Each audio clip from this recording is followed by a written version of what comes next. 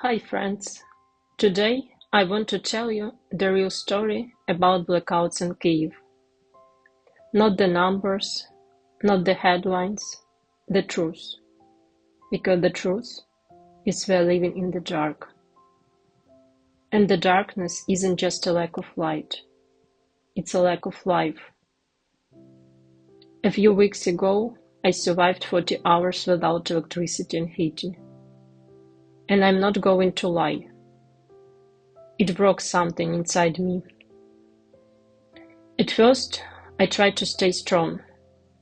I kept telling myself, it's just a blackout, it will end soon.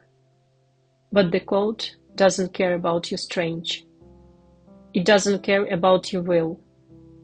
It doesn't care if you survived before. The cold is patient. It waits.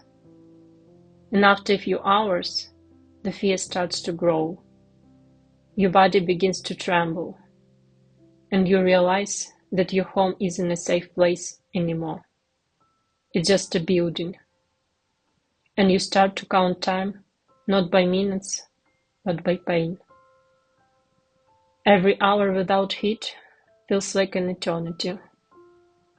Every hour without light feels like you've been pushed back into a time where people didn't survive easily, like you're living in a different century. And the worst part is not the cold, it's the silence. When the internet disappears, you feel completely alone. You can check on your friends. You can see what's happening in the city. You can feel connected to the world. You're just there, in the dark, waiting. Waiting for a notification, waiting for news, waiting for hope. I don't cry often. I'm not the type of person who breaks down easily. But during those 40 hours, I cried. I cried because I realized the truth. This isn't just about me. This is about children who don't know anything but war. This is about mothers trying to protect their kids with no heat and no hope. This is about elderly people living alone, freezing in their apartments. This is about families who don't have a safe place to go. And the most terrifying thing, this is not just an accident, it's a weapon. Today it became warmer for the first time.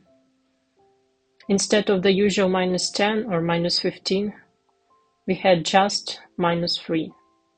It felt like a small mercy, like a breath, but the forecast says the cold will return soon. And when it does, it will be brutal again.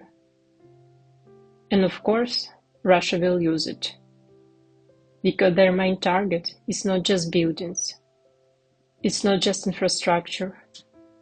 Their main goal is to leave Kyiv completely without electricity. To make it impossible to live here. To make survival unbearable. To force people to leave. And they have enough power to finish this mission. That is the truth no one wants to say out loud. And the worst part is we can feel it coming.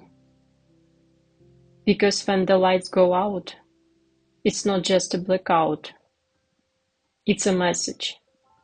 A message that says you're not safe. You're not important. You're not allowed to live normally. And when you are in the dark, your mind starts to wander. You start thinking about your life before the war. About small things you took for granted. A warm shower, a cup of tea, a light in the room, a normal day. And you realize how fragile everything is. When the blackout ends, you feel relief. But relief is temporary, because you know it will happen again. And next time, it might be worse. Kyiv is in the dark. And this is the real story, not the one you see in the news, but the one you feel in your bones. If you want to understand what we are living through, this is it.